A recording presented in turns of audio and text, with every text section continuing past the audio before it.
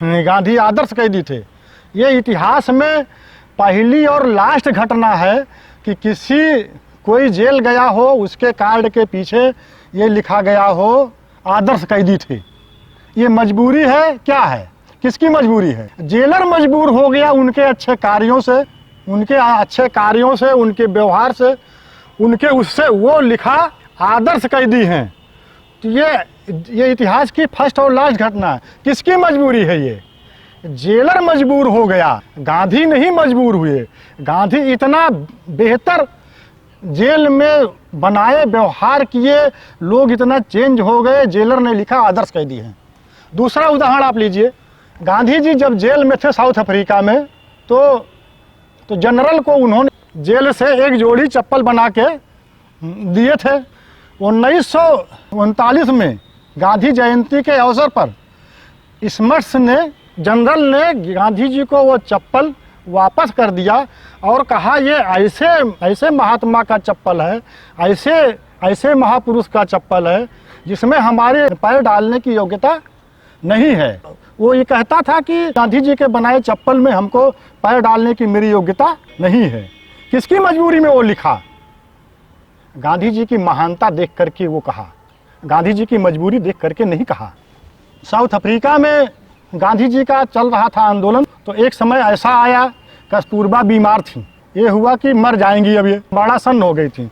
डॉक्टरों ने जवाब दे दिया, तो कहा गया कि एक मित्र थे केलनबेग, अरे वो कहे कि जुर्माना आप जमा कर दो, जेल से छूट जाओगे, कस्तूरबा की सेवा आप कर लोगे।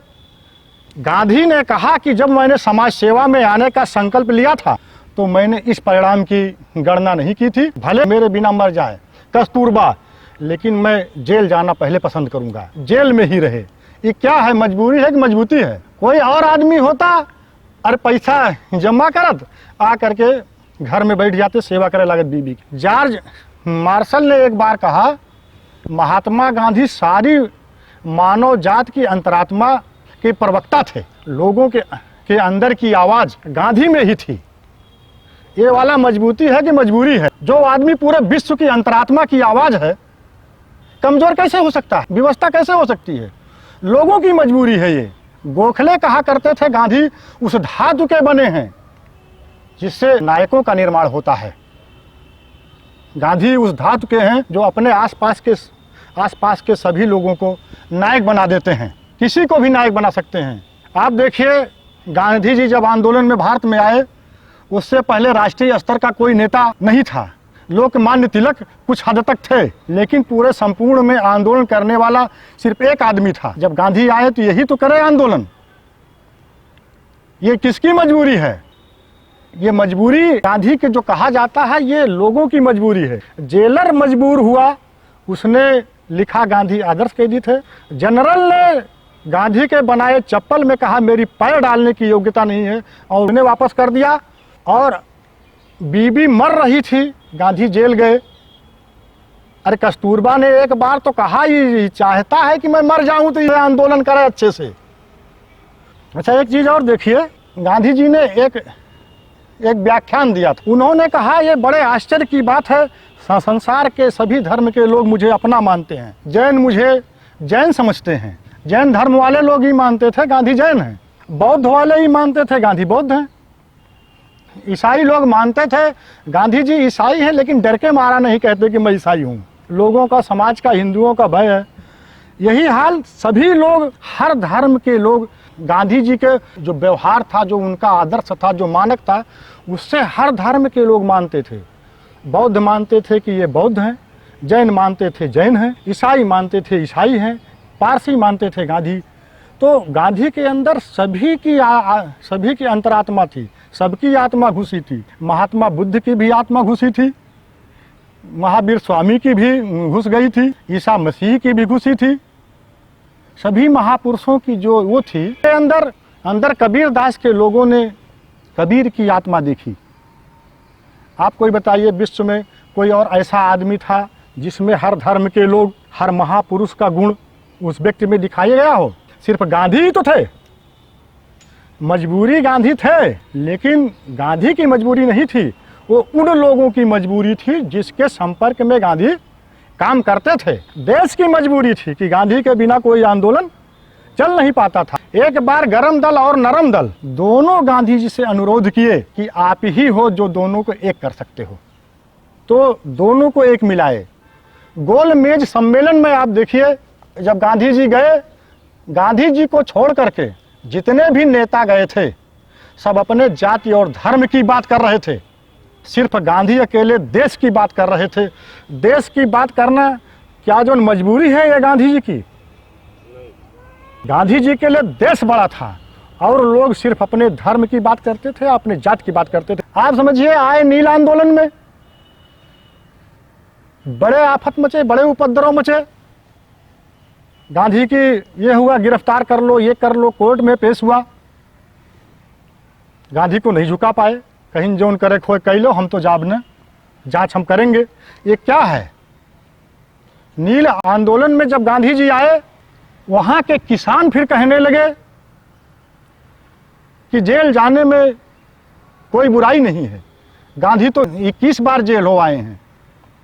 वहां के डीएम ने पत्र लिखा शासन को और कहा जब से ये गांधी आए हैं कुछ समझ में ही नहीं आते किस टाइप के आदमी हैं। पत्र पढ़िए कभी डीएम का, वो लिखते हैं या तो आधा छिपा के बोलते हैं या तो भारत में इनके जैसा मुझे कोई आदमी ही नहीं मिला। ये कौन सी व्यवस्था है?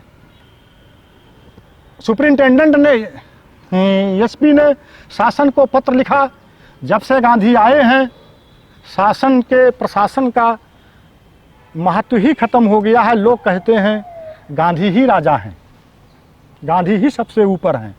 तो किसकी मजबूरी है ये? व्यवस्था की मजबूरी है, सिस्टम की मजबूरी है, लोगों की मजबूरी है, गांधी की मजबूरी नहीं है। जैसे आपको बताएं, साउथ अफ्रीका में जुलू का एक विद्रोह हो गया,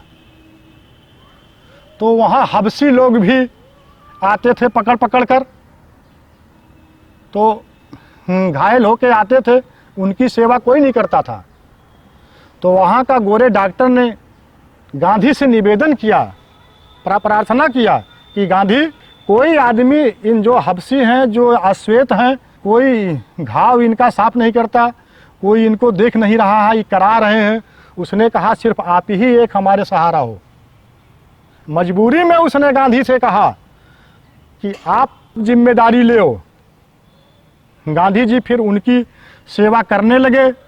गांधी जी ने लिखा है, इनकी भाषा ना हम समझते हैं ना उनकी भाषा वो समझते थे, लेकिन जब हम घायलों की एक एक हफ्ते से 10-10 दिन से उनके घाव पर कोई साफ़ सफाई नहीं हुई थी, मलहम पट्टी नहीं हुई थी, जब हम करने लगे तो उनको ये लगा कि हम लोग दैव पुरुष हैं, ईश्वर के भेजे हुए व्यक्ति हैं। किसकी मजबूरी थी? डॉक्टर की मजबूरी थी, जो घायल थे उनकी मजबूरी थी। गांधी मजबूर नहीं थे। गांधी हर दुख दर्द को दूर करने के लिए जुट जाते थे, जहाँ भी दर्द हो। साउथ अफ्रीका में प्लेग फैल गया, आप देखो प्लेग में कोई जाता है? कोरोना फैला, बाप का सेवा नहीं करते हैं लोग, भाग जाएं। प्लेग तो इससे भी खतरनाक था, इससे भी भयंकर था।